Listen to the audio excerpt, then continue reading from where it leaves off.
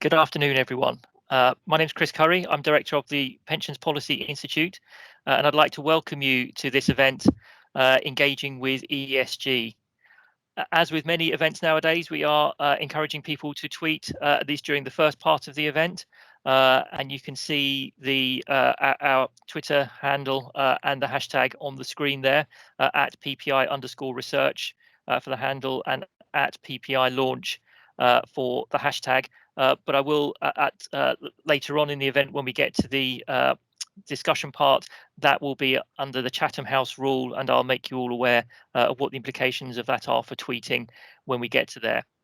For those of you who don't know who we are at the Pensions Policy Institute, we are a not-for-profit educational research charity. You may have heard that it is our 20th anniversary this year. It doesn't seem like 20 years that we've been working in this, but it just shows how much interest there is in this particular area. And we are always aim to be an important part of the policy debate. We aim to provide objective analysis and facts in particular, and really to provide an evidence base to allow people to have open and transparent discussions about policy making in the retirement and income space in the UK. We are completely independent. We do not lobby for any particular policy to be introduced or any particular course to be taken. But we really do aim to shape the debate by giving people the facts upon which to make their decisions. There'll be more information about us, I'm sure, as we go through the event. But if you haven't looked at it yet, I would encourage you to look at our website and also to look up our LinkedIn pages and follow us on Twitter. So on to today's event. This is the third in a series of reports surrounding ESG. This report is kindly sponsored by Newton Investment Management, and there are a number of organisations involved in supporting the series overall, including Phoenix Group, the Association of British Insurers, Baker McKenzie, the Pensions and Lifetime Savings Association, and Scottish Widows. And I'd like to thank all of them for their support in this particular area, but in particular for Newton Investment Management for sponsoring this report and this particular event. So as I mentioned, this is the third in a series of reports that we've been doing around ESG. In fact, our first report was, I think, 3 years ago in this area, and there's obviously been a lot of development around the use of environmental, social, and governance factors around investing in pensions since that particular report came out. The first in this series was a briefing note to bring us up to speed with what's happened so far and the story so far on ESG. And we spent a report at the last event and the last report in this series looking in particular at issues surrounding climate change. But obviously, ESG is much more than just the environmental factors and much more than just climate change. And what this report will do, we'll look at how some of the other factors are being or can be used in investment for pensions, and maybe what can be learned for those particular areas from some of the areas or some of the work that's already been done around climate change in the environmental side. I won't give too much away because we're going to hear from the author of the report, Wilkinson, shortly, who will take us through the main findings, and then there'll be plenty of opportunity for questions and debate later on. We have a really good speaker lineup and a really good panel and discussants later on, and I'll introduce them as we get to them. So with that, I think we're now ready to get underway in earnest. And we're going to start off with a welcome from our report sponsors. Here at the PPI, as I mentioned, we're a charity, and so we are always incredibly grateful to organisations who are keen enough on thought leadership to want to sponsor research with us, and also to the organisations which are members of the PPI. So before we start, I'd like to thank again Newton Investment Management for their support today. But I'd just like to hand you over now for an introduction from Julian Lyne, who is the Chief Commercial Officer at Newton Investment Management. Julian, over to you. Thank you very much, Chris. It's a real pleasure to welcome everyone to this virtual launch of the PPI report on engaging with ESG, environmental, social and governance factors today. As Chris mentioned, my name is Julian Lyne and I'm the Chief Commercial Officer at Newton Investment Management, and I'm really delighted that we've been able to sponsor this report, but also work with many people across the industry to support the PPI in its really very valuable work and research. Chris emphasised the importance of independent and high quality research in decision making, and that affects all of us here. And ultimately, that's all about helping us improve retirement incomes. We always, at Newton, we share that emphasis. We've long believed in connecting research policy and investment practice. And that's ultimately because we think that's the way to help deliver better outcomes to our clients and also their beneficiaries. And of course, that's what this is all about. I'm stating the obvious here, but the pensions and retirement landscape is evolving rapidly, and that means none of us can stand still. And I think particularly as we sit here in 2021, that's particularly true in the sphere of ESG, particularly in terms of the regulatory environment we're operating in at the moment. And indeed, I think the current COVID-19 situation will provide a great case study, maybe for the PPI, to investigate further down the road. And a report the PPI is launching today provides not only just valuable contribution to our understanding of the issues facing pension schemes, but also should act as a catalyst to how we go about addressing those issues successfully.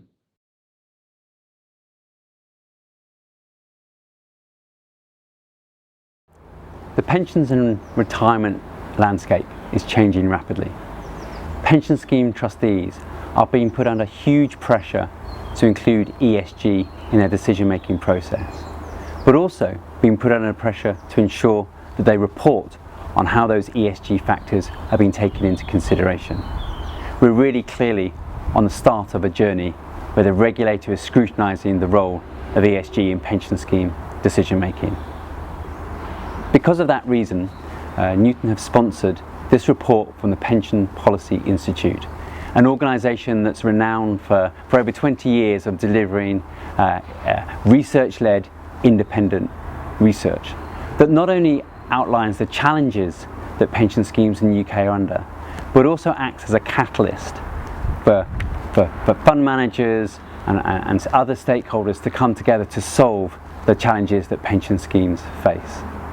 Newton is a huge believer of independent research and a huge believer in the catalyst for making things better in the retirement space. We're also a firm believer in ESG, of course, not only in terms of ensuring that we're able to help clients meet their regulatory needs, but also because we believe that ESG helps us make better investment decisions, both from a risk perspective, but also from an opportunities perspective. One of the key findings that came from this report is the importance of collaboration from stakeholders across the whole pension landscape. And as an active manager and other active managers, we need to be purposeful in our engagement and collaboration with regulators and pension schemes to ensure that we're able to make the best possible outcomes in retirement for members. We'd like to thank the PPI for their excellent work in this space and congratulate them once again on 20 years of delivering high quality independent research on the pension challenges faced in the UK. In conclusion, we're really grateful to work with the PPI and Lauren in particular for all her hard work on the research. And with that, wish them all the best in the launch of this excellent report. I'll hand over back to Chris. That's brilliant. Thank you very much for that introduction, Julian, and thank you for your kind words and also for the suggestion of further research looking at the implications of COVID-19. I think a good outcome from any of these research events is also always the identification of further research that we can do next. So we'll add that one onto the list. So now I will hand over to Lauren Wilkinson, the senior policy researcher, or a senior policy researcher at the Pensions Policy Institute, who will talk us through the findings of the research. Over to you, Lauren. Thanks, Chris. And thank you, Julian, for your very kind words about the report. I'd also like to say thank you to all of our sponsors and all the members of our steering group that have supported the project throughout. This is the final output, so we are nearing the end, but it's been a real pleasure to work on this project in such a fast evolving area as ESG. So, as Chris and Julian have both alluded to, ESG factors are becoming increasingly important in pension schemes' investment decision making. These issues are becoming more pressing, both in terms of being more widely recognised as material risks, and there's a lot of external pressure coming from regulation and the evolving views of society. So really, the time for schemes to ignore these issues has passed.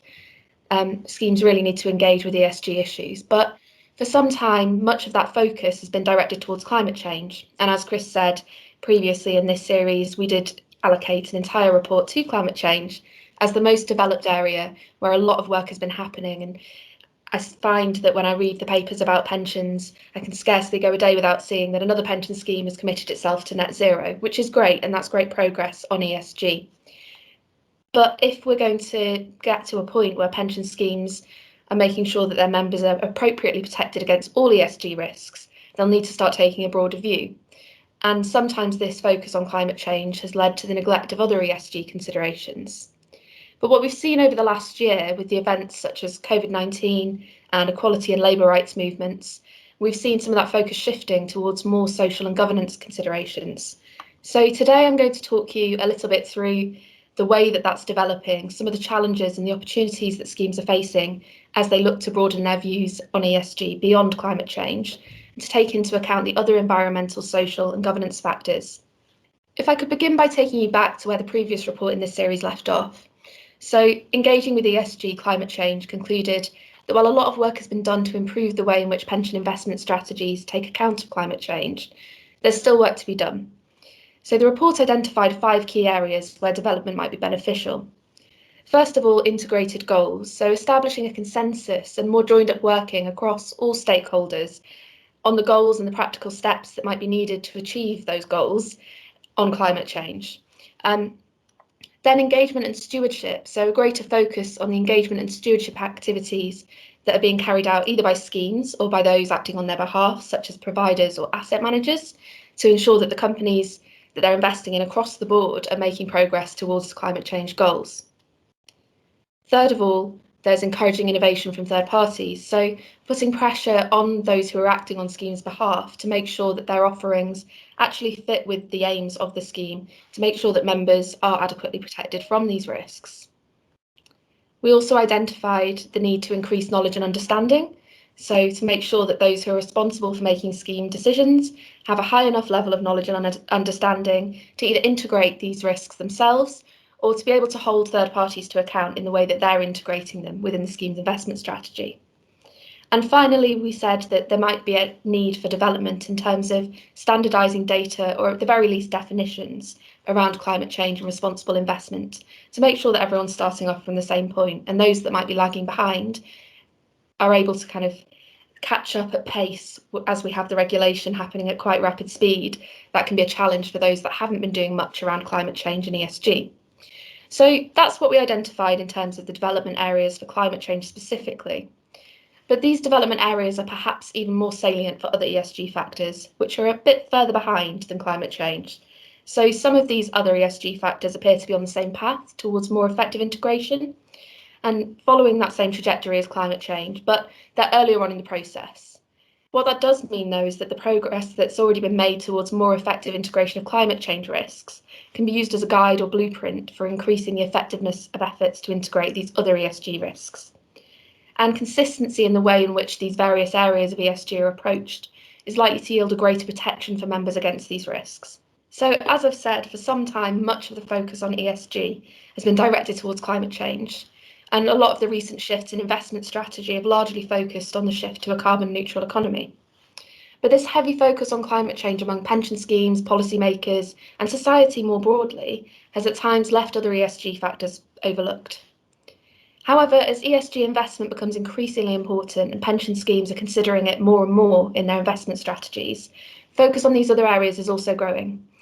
And we're seeing more and more schemes recognising the need to mitigate more ESG risks, not just climate change. So if I could talk you through each of the areas of ESG considerations individually, but in a slightly different order. So first addressing environmental, then governance, and finally social considerations. So as we know, climate change concerns have dominated the ESG investment landscape for some time. But the scope of environmental considerations goes way beyond just climate change. And beyond climate change, environmental risk factors could include resource depletion, water waste and water pollution, air pollution, deforestation, and biodiversity loss. So while some of those environmental risks, such as energy and waste management, have received more focus as they're quite linked to climate change, other environmental considerations, particularly around, for example, biodiversity, have received less recognition. However, the particular focus on integration of climate change risks and that progress that's been made already offers lessons for more effective integration of other ESG factors. Perhaps this is most easily translated to other environmental considerations, where we're already beginning to see this happen. So take, for example, the Task Force on Nature-Related Financial Disclosures, and this is modelled after the successes of the Task Force on Climate-Related Financial Disclosures. And its aim is to develop a framework for corporate and financial institutions to assess, manage and report on their dependencies and impacts on nature. And this is still in the very early stages of development, having been announced in July 2020, but it's expected to be formally established later this year once the scope, governance plan and team have been agreed upon. So we're already seeing some of that progress following in the footsteps of the successes of climate change. Now, in terms of governance considerations, principles for good corporate governance are well established both in the UK and around the globe. And an understanding of the risks and opportunities associated with governance factors are an embedded component within many traditional investment strategies, since well before ESG became such an important consideration for pension schemes. But there is still work to be done to ensure that governance risks are appropriately mitigated and accounted for. And as is the case across the spectrum of ESG considerations, the quality and availability of data on companies' corporate governance practices tends to be concentrated in larger listed companies, for which much information is publicly available. And then for smaller companies, it might be less available than for developing economies. So following 3 independent reviews in 2018, the Department for Business, Energy and Industrial Strategy, or BEIS, is currently consulting on proposals aimed at restoring trust in audit and corporate governance. And that consultation highlights that stakeholder and wider public trust in corporate governance and reporting procedures has been shaken by a number of corporate insolvencies in recent years. So while governance is a generally more developed and long-standing area than measures of social or environmental risks, that doesn't mean that there isn't still work to be done to make it more efficient in terms of the way that schemes take account of it. Although governance is the area of ESG that's least impacted by that confusion about the financially material nature of its associated risks, so perhaps in some ways further along than other environmental or social considerations. Now, the reason I left social considerations to last and talk through in a slightly disjointed order is that I think social considerations are really the area that is coming to the fore like never before. So previously, these have been ignored quite a lot, and I think this is possibly because they're much more challenging to assess and integrate.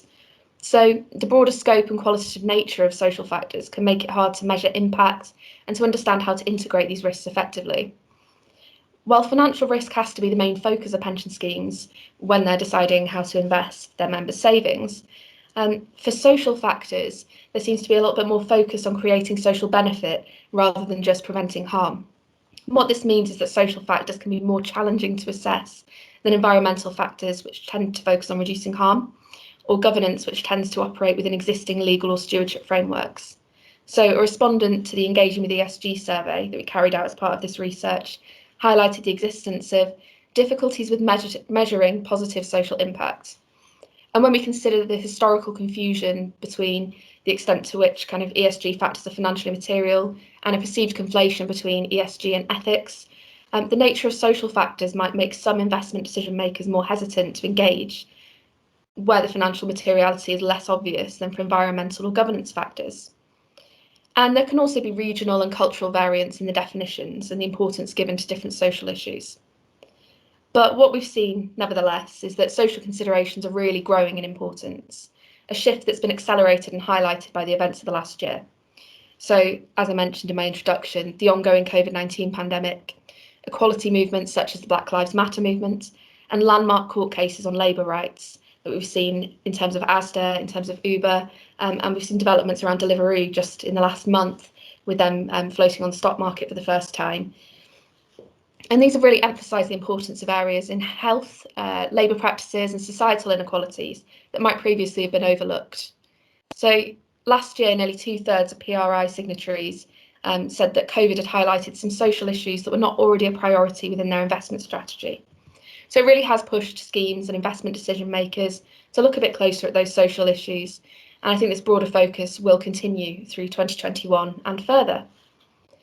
These developments that we've seen in the last year have really emphasised how rapidly focus on social issues can evolve and come to the fore, and really underscored the importance of schemes being both proactive and flexible in their approach to social considerations, and also to other ESG factors more broadly. So the process of designing and implementing an appropriate ESG investment strategy or of delegating it to asset managers or selecting an appropriate off-the-shelf solution from a provider is really complex. And as I said, some of the ESG factors, aside from climate change, can be more challenging to assess and to integrate than climate change. So responses to the PPI's Engaging with ESG survey highlight the barriers that schemes face when they're approaching these risk factors. And the main ones that were identified in those responses were around information and data, first of all. So the large quantity and inconsistent quality of information available on ESG risks and approaches. So around a quarter of schemes report that the vast quantity of information and inconsistency in quality made it more difficult to know how to approach ESG risks. And although knowledge and understanding of ESG has grown a lot over the industry in recent years, there's still gaps in some areas, particularly when considering those social factors that are maybe a little less clear and cover such a broad area. And this can make it difficult for schemes that are just starting out in their ESG journey to know how to assess and integrate those risks. So this is an area, social factors, where a source of comprehensive and neutral guidance would be especially beneficial, as we identified as one of the 5 development areas in the previous report. So for those schemes that really just don't know where to start with social factors, having that source of guidance just as a starting off point would be really beneficial to them. And more specifically on data and metrics, so the availability, the cost, and the divergence between different analytics tools was also highlighted by respondents to the survey. So schemes reported that consistent and clear data on social factors is especially challenging to find. So again, we're seeing that those social factors are especially difficult for schemes when they're looking to develop an ESG strategy. One of the other issues that was highlighted by schemes in the survey was around the dependence on third parties in terms of how this might limit the ESG strategies available to them, and especially around engagement and stewardship approaches. Stewardship and engagement are an increasingly important component of ESG approaches, and they can be challenging when schemes are predominantly delegating day-to-day investment procedures to providers or asset managers, and they don't always have the internal expertise or governance resources to fully understand or assess the activity that's being undertaken by those external managers or providers. So more than a quarter, 28% of schemes that responded to the survey said that the need for a platform, asset manager or other third party had proved to be a barrier when they were constructing or implementing their strategy. However, schemes in the survey seem to accept that this was kind of a status quo as a limit within which they would have to work rather than a catalyst for more engagement with those third parties, engaging with the third parties acting on their behalf to drive forward innovation so that they'd be better able to implement their preferred ESG investment strategy. And if schemes are wanting to see more offerings from asset managers, from providers that meet what their internal policies are driving at, they might need to engage more with those acting on their behalf and more directly in order to drive forward that innovation and ensure that the offerings actually meet their needs and preferences. But for many schemes, that will mean that they need to improve internal knowledge and understanding substantially in order to do so. So some of the key areas in terms of opportunities to overcome those challenges will be around improving that knowledge and understanding and engaging more, both with those acting on their behalf and also through them with investee companies. So as we've talked through, ESG has become an increasingly important aspect of pension schemes' investment strategies. And in recent years, we've seen a huge amount of growth and evolution in this area. However, there's still a considerable amount of work to be done and a great deal of variance across the industry, both in terms of how far along the ESG path different schemes are, but also how far they think they still have to go. So within the Engaging with ESG survey, 2/3 of respondents feel that their scheme is doing enough in terms of ESG. And there were even a few DB respondents saying that their scheme is actually doing too much. Among those who feel their scheme is doing enough, there were a mix of views, some expressing a strong understanding and proactive approach to ESG risk factors, while others make reference directly to their dependence on external managers and consultants, with one DC scheme in the survey stating that they are always going to be dependent on the pace of their investment managers when it comes to implementation. On the other hand, just over 1/3 of schemes in the survey feel they're not doing enough on ESG, among which there's a strong theme of recognition that the path towards full integration of ESG risks is one of constant reassessment and revision to ensure that risks are appropriately mitigated as they arise and as overall investment trends and societal outlooks evolve. So really quite a mixed bag in terms of where schemes think they are, how much they're doing there, and different points along the path towards full integration. Just to briefly sum up, as I'm running out of time quite quickly. So Environmental risks, especially those associated with climate change, those will continue to be a top priority for many pension schemes in their investment strategy. But the focus on other areas of ESG is growing too, as it needs to in order to appropriately protect members against associated risks. So for other environmental factors, aside from climate change, they're beginning to achieve focus following in the footsteps of the successes of climate change integration initiatives. And corporate governance practices continue to be an important consideration, but with the recognition that these processes and frameworks can still be further strengthened to ensure that members are appropriately protected. And then finally, the area where I think we'll see a lot of growth that's been really quite ignored up until now. We're seeing social considerations coming increasingly into the discussion, but there's still a lot of work to be done in this area before schemes and those acting on their behalf fully understand and account for these risks appropriately within their investment strategy. We've seen such rapid evolution and growth in ESG over the last couple of years, and that certainly doesn't look set to slow down. We can expect to see a broader focus going forward, with improving knowledge, engagement and stewardship playing a vital role. And with that, I'll hand back to Chris. Thank you very much. Thank you very much, Lauren. Excellent presentation, going through a lot of material there, and I think giving us all a lot of food for thought, and hopefully to generate a lot of discussion and debate later on in this session. So do please keep thinking about any questions or comments you might like to make, because the floor will be open to you all to make a contribution in just over half an hour's time. Before we get to that time, we've got a couple of responses to go through first, and then a short panel discussion. Our first respondent today is Brendan Walshe, who is the Principal of Investment Regulatory Policy Analysis and Advice at the Pensions Regulator. Obviously, the Pensions Regulator has a very strong interest in this area. So if I could hand over to you, please, Brendan. Thank you, Chris. Good afternoon, everyone, and thank you, Lauren. That was a very interesting presentation. What I'm going to do today is cover off two areas. Firstly, where we are currently on the ESG journey, and then also say a little bit about what I think we might want to do to try to improve trustee practices going forward. Well, but where we are today is we've gone through a period of rapid change. We had some new regulations in 2019, and further regulations in 2020. Those have introduced additional requirements, 19 in relation to trustees considering financially material risks, and the requirement to publish a DC SIP, and 2020 bringing stewardship and engagement much more to the fore. So we've obviously seen a lot of schemes have complied with practices so far. They've actually updated their SIPs as you'd expect them to do. We haven't done any industry-wide survey yet, but I think certainly from the experience we've seen on some SIPs, there's some examples of very good SIPs. There's some examples where, unfortunately, there's an element of boilerplate plating again, and where the real acid test of a lot of this is going to come through later in this year, when the requirement for an implementation statement by the 1st of October this year must be published. And I think that's really the intention behind that, and we've made this clear in our corporate strategy and in terms of our climate strategy we published earlier this year.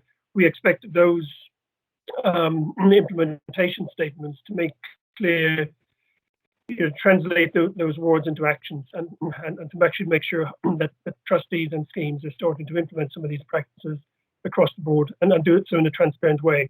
I think one of the other areas where we've sort of seen, and this is, I've been involved in this industry for quite some time, is there has been a degree of, it's not our problem, it's the investment manager's problem. And I think one of the other things we would hope to see going forward would be more engagement with the investment managers to help to drive change, rather than saying, we're in a pool fund, we can't do anything to control this. I think, what you can do, obviously, is you can find managers who maybe are more ESG friendly, or managers who will take on board considerations and start to adjust in the new world we find ourselves in.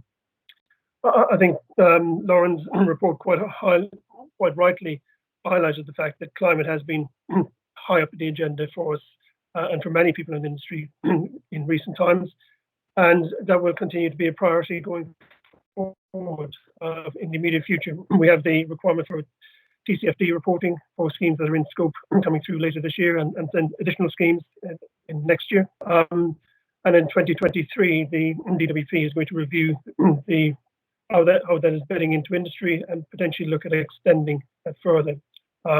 However, we do anticipate that by the end of 2023, something like 90% of DC memberships and something like 75% of DB asset under management will actually be covered by the TCFD reporting. So it will be a lot of good progress, but still more to go. And I think some of the additional progress will follow through as the roadmap, which has been pushed through by the support of the TCFD group recently to ensure that financial information starts to flow through by 2025, which will help trustees and to bed in some of these policies in a lot more detail going forward.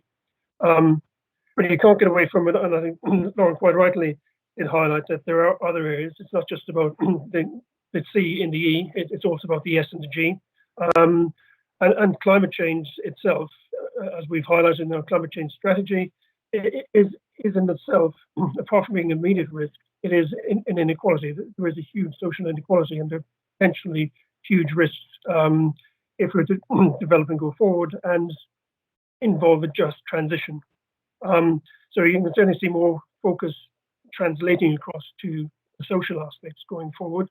I think quite recently you will have seen in March, the Minister of Pensions launched a call for evidence that was based on a short engagement exercise he did with 40 pension schemes, 25 large DB schemes, 15 large DC schemes, master trust schemes, where he wanted to explore the degree to which they were looking at social factors, and the response wasn't encouraging. And that, on the back of that, then this call for evidence was launched, which closes on the 16th of June, and I can't prejudge what that might direct, but it is very clearly an area of significant interest to the Minister of Pensions, and that may well drive some future change going forward. One of the other things you may have noticed if you happen to read that call for evidence was there were certain recommendations made by the DWP. One was in relation to forming a sort of industry-wide stewardship council, and another recommendation in relation to TPR producing guidance on stewardship and engagement and what best practice might look like. There has been no decision on that, but it's pretty clear that the Minister again is minded to look at that and has sort of may well take that recommendation forward. So I think what you will see going forward is much more transparency. You will see, we will certainly, in relation to SIPs, as we've recently outlined, we will be collecting and publishing the URLs of the website addresses for all the SIPs. We will be, at some stage, subject to systems being updated appropriately, be publishing an index of those SIPs, and that in itself will help to, it will give people access to those sources of information, and not just ourselves as a regulator, but also there's some industry bodies who are quite interested in this material and quite interested in seeing what people produce. We have also committed to doing a review of implementation statements. We don't expect a huge volume of those coming through in the short term, but they're going to start coming through later this year. And so we anticipate sometime during 2022 producing some thematic review of implementation statements, quality of the reporting, and any other potential recommendations how they might be improved. And we also committed in terms of those schemes that come in scope for climate disclosures to giving some examples of good practice and completing a thematic review of resilience to climate risk. So there is a lot of change happening. It is because climate is an immediate risk, and you can see not even just today with the sort of virtual meeting in the US, new initiatives being launched, things changing quite rapidly, things that people may not have thought might change so rapidly. Whether those policy intents will translate into actions, but they could well change the dynamics quite quickly. And I think trustees always need to be mindful of emerging risks and to adopt and adapt to those as they emerge. So I think climate will be first and foremost a primary risk that people will be looking at for some period of time. But even looking at some of the sessions which are being explored in that 2-day US event, security is high on the agenda, which is also another consequence of an unjust transition and some of the other issues that which can fall out from that. So I think we're all on a journey. It's certainly, there is momentum at this point in time. I can remember back to 1997 when sort of the requirement for SRI was first brought in, and quite a few trustees said, "Do you have a policy?" was no. I think that has changed dramatically and it's changed for the better. And I think in Lauren's report there's some excellent examples of why people need to consider engagement first and foremost, rather than necessarily just making guillotine decisions. And I think that's how you drive real change. And we expect trustees to take responsibility for the risks with a view to producing better outcomes for their members. That's brilliant. Thank you very much for that contribution, Brendan. And if you can stay around, I'm sure there might be some questions that come up for you in the question session later on after the panel discussion. So some really important points there, I think, in particular, emphasising the importance which both the Department for Work and Pensions and the Pensions Regulator are placing on this at the moment. And also a really important and timely reminder, I think, that climate is not just about environment. It does have wider ramifications as well. So I think some points we might want to pick up on later on that side as well. So thank you very much for that, Brendan. We now have a contribution a response from Andrew Parry. So Andrew is the head of sustainable investment at Newton Investment Management, and he's going to give a response from the view of our sponsors. So Andrew, over to you. Thank you. Great, thank you, Chris. I'd like to start by echoing Julian and Brendan's thanks to the PPI, and particularly to Lauren for their excellent research and report. I know it was a big team effort. I thought today's timing of the event was good, as it's Earth Day, but also, quickly comment on one thing that Brendan said, which links into the virtual event in America, is a great report out by the National Intelligence Council, a sort of spying network, I guess, of America on the social dislocation and the threat to economic models from social and environmental change. So, it's really interesting to see that these considerations, where they're being viewed, not just in investment portfolios, but in strategic thinking at national security level. So what we're talking about today is fundamental. It's about the very real ways in which the investment opportunities and risks available to pension schemes are shaped, and how they can best manage a world in flux, a world of considerable change. At Newton, we've sometimes talked about the end of ESG, not because we think that ESG issues aren't important. It's actually precisely the opposite. It's really because we think that they're so important that they can't be considered separately from the core of how a pension scheme thinks about its investment approach. We see incorporating ESG considerations really as simply Finance 101, and it certainly isn't just about labelling. I think that's a really important point. Pension schemes now have obligations to ensure that their default strategies are appropriately positioned to address ESG-related issues and opportunities. They also need to show that ESG issues are being taken seriously and integrated into their investment decision-making approaches. In effect, there's an element of compulsion. However, approaches are likely to be shaped too by wider forces, by the impact of changing societal norms, and particularly by the increased focus on stakeholder thinking, not least in the aftermath of a pandemic, which has seen social and health emergency reshape our economy and reshape the way that we work, and will probably leave steep scars for many, and certainly for younger generations. And those norms are likely to be driven increasingly by the attitudes of today's younger scheme members and participants, particularly for DC.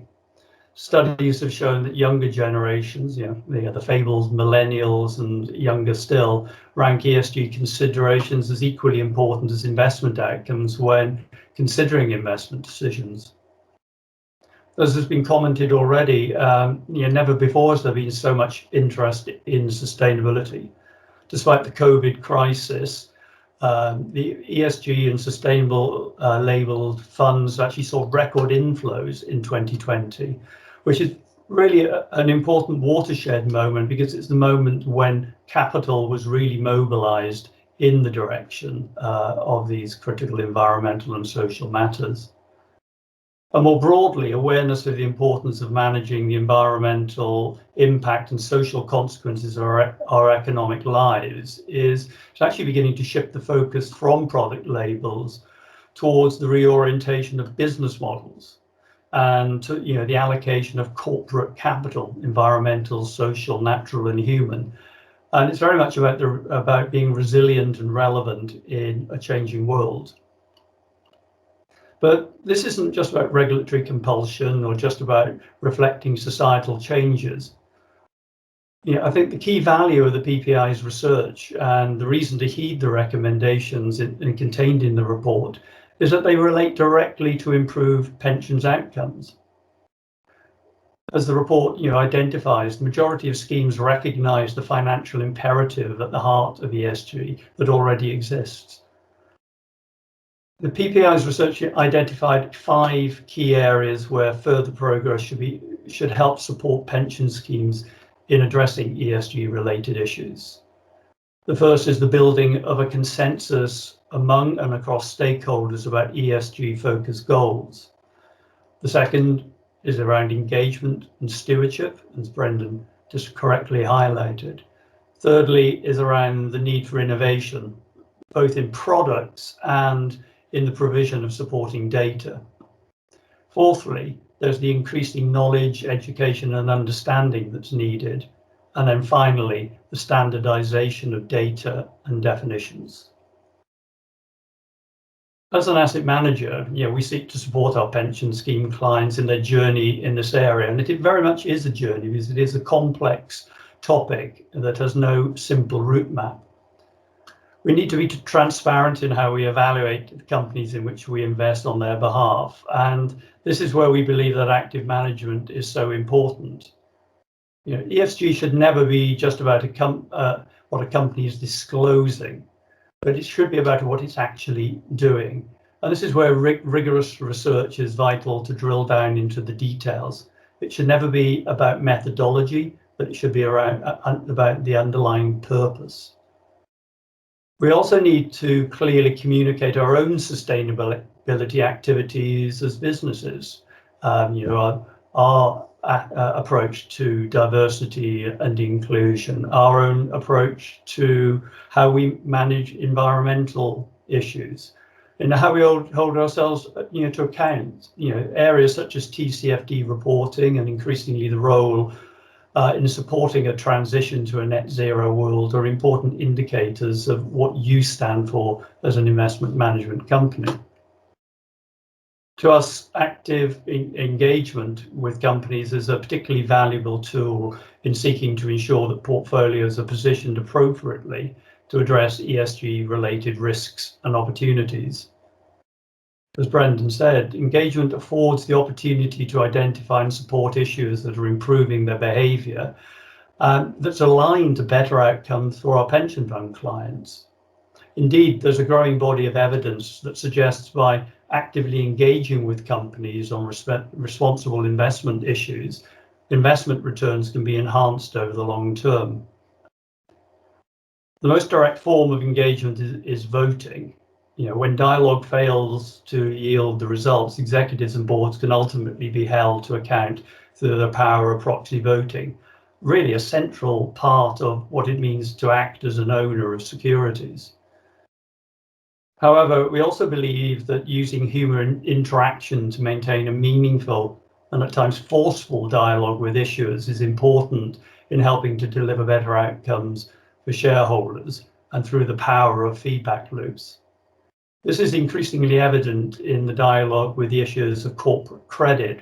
And I think one of the big developments that we've seen in the last few years, that engagement isn't just for equity holders, it's for credit holders too. These interactions are actually time intensive if you want them to be impactful, and why we believe that engagement should be integrated into the entire investment decision-making process and not just seen as an overlay. However, engagement shouldn't be seen as a solution to all environmental and social issues. Some will be intractable and will need to be left to civil society or government.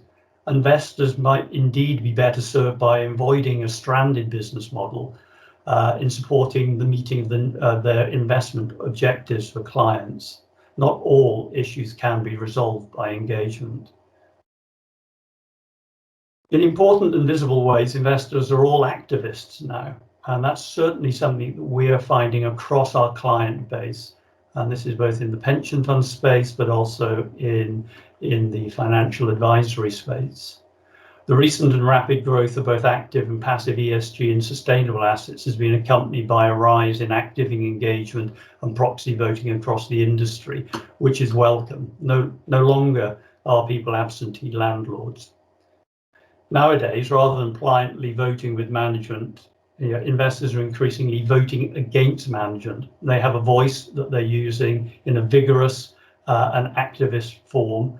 And this only promises to grow as we emerge from the COVID environment and with plenty of issues still to tackle. The report also highlights how social impact considerations are coming out from under the shadow of climate change.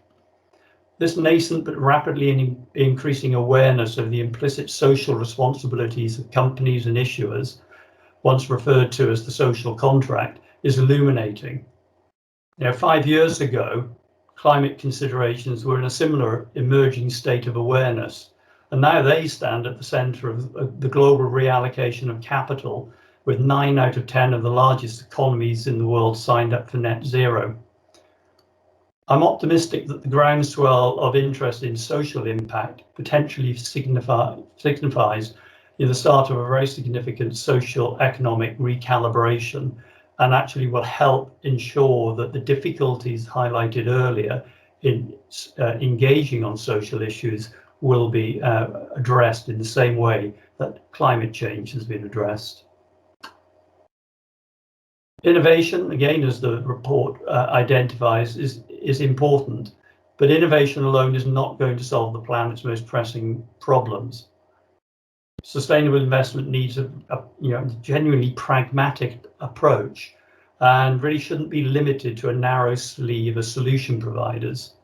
Investors really need to embrace more the successful implementers of sustainable solutions into business practices that drive efficiency, build brand value, and help companies remain relevant in a changing world.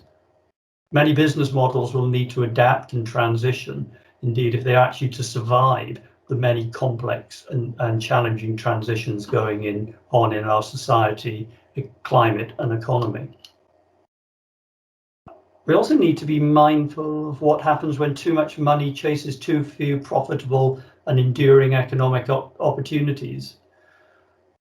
No matter how ardent one's passion for sustainable investing, being green is not a sufficient condition of being a successful company or a good investment. Financial and economic fundamentals still matter and need to be considered alongside the environmental and social consequences of investments. This is particularly true in navigating the current febrile investment environment, pumped up on apparently never-ending supplies of liquidity, which can create hazardous conditions for those looking no further than shiny labels. Sustainability matters, but business models and valuations and financial fundamentals matter too. The trouble is you won't get the latter if you ignore the former. Also, as the report sets out, ESG is not a one-size-fits-all. We need to understand a client's requirements and align the right strategy with those requirements, especially given the increasing maturity of some DB pension schemes. That needs to be reflected in how that ESG fits for schemes at the end of their journey. The report also points to the importance of data provision, and really to the need to standardize data and broader definitions of what ESG is about. We think that's right, but we would sound a notion of caution really about taking standardization too far. Much of the investment industry is seeing a move away now from the use of third-party ESG ratings, and they're moving much more towards building customized sustainability approaches from a broad array of external data sources, including new areas like AI, to further their insights. The problem with a rating is that it's a summary of a lot of complex, nuanced inputs that change over time and across regions and industries. Increasingly, investors need to internalize that process to do their own research and rely on their own interpretation of what good looks like. The key, I think, is transparency here, making sure that clients and members understand the information being captured and its role in the decision-making process and how ultimately it enhances investment outcomes. So I will end there. Thank you, and pass back to Chris. Thank you very much, Andrew. Really good response, and some interesting points again, which I'm sure will be picked up in discussion. In particular, I was thinking about you highlighting the importance of not just engagement, but also activism, but also how it needs to be linked to the underlying fundamentals as well. So I'm sure that's something that we will come back to. So we're now going to move on to the next section of the event, which is going to be a panel discussion and then the Q&A.